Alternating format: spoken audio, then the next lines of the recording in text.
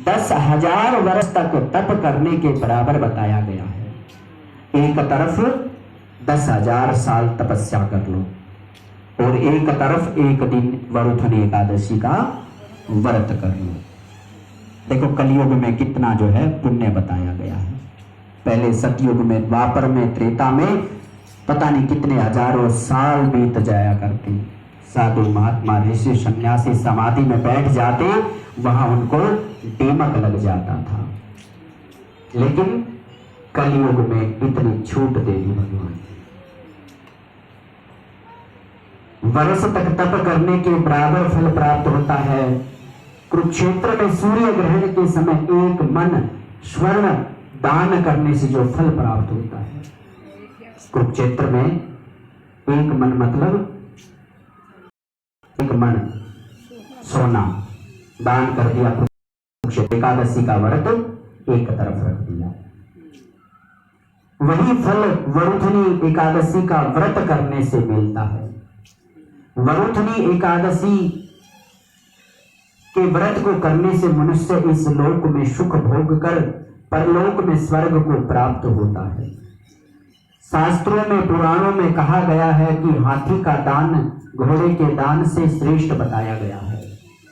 हाथी के दान से भूमि का दान श्रेष्ठ बताया गया है और भूमि के दान से तिलों का दान श्रेष्ठ बताया गया है। तिलों के दान से भी सोने का दान श्रेष्ठ बताया है और सोने के दान से भी अन्न का दान सर्वश्रेष्ठ बताया गया है। अन्न दान के बराबर कोई दान नहीं। अन्न दान से देवता, पितर और मनुष्य तीनों तृप्त हो जाते हैं। मैंने बताया था ना, जो है जैसे ही मनुष्य का जन्म होता है, ये बता दिया ना, देवता, पितर और मनुष्य रूप। मनुष्य रूप पर हमारे तो दादा परदादा जो चले गए, ऋण है हमारा उनके ऊपर, हम माने या ना माने। उस ऋण से उतरने के लिए हमें जो है दान बताया गया है, अन्न दान बताया है। अन्न दान तृप्त हो जाते हैं। शास्त्रों में इसको कन्यादान के बराबर बताया गया है। कन्यादान भी बता दिया, कन्यादान महादान। कन्यादान कर लो, अन्नदान कर लो, बराबर बता दिया।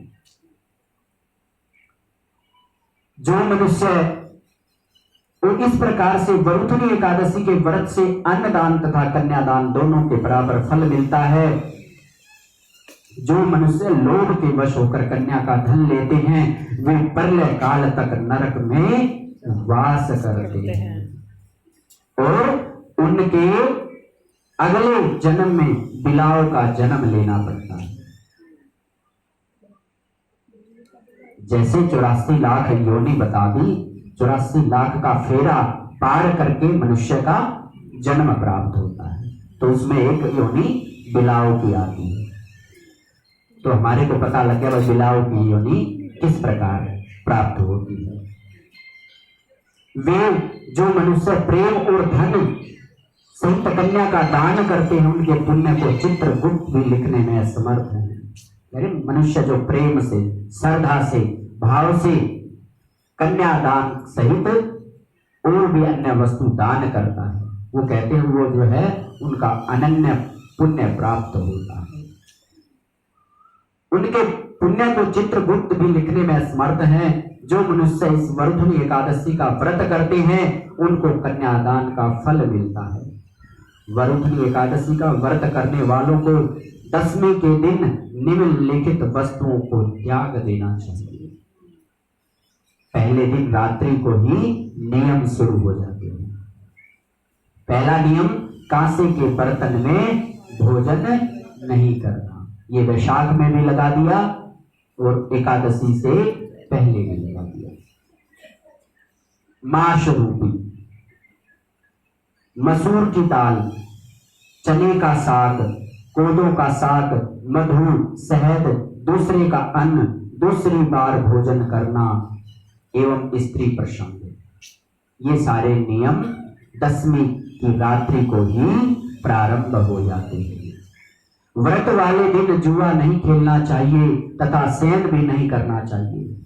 उस दिन पान खाना, दातुन करना, दूसरे की निंदा करना, चुगली करना एवं अनेक अन्य पापी मनुष्यों के साथ बातचीत करना, सत्य सब कुछ त्याग देना चाहिए। उस दिन क्रोध, मिथ्या भाषण का त्याग करना चाहिए।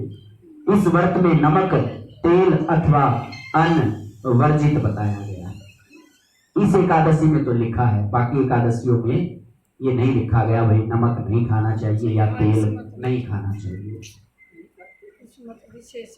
इस व्रत में नमक, तेल अथवा अन्न वर्जित बताया गया है। हे राजन, जो मनुष्य विधिवत इस एकादशी को करते हैं उनको स्वर्ग लोक की प्राप्ति होती है। अतः मनुष्य को पाप से डरना चाहिए। इस व्रत के महात्म्य को पढ़ने से, सुनने से 1000 गौदान का फल प्राप्त होता है। इसका फल गंगा स्नान के फल से भी अधिक बताया गया है। बोलिए एकादशी मैया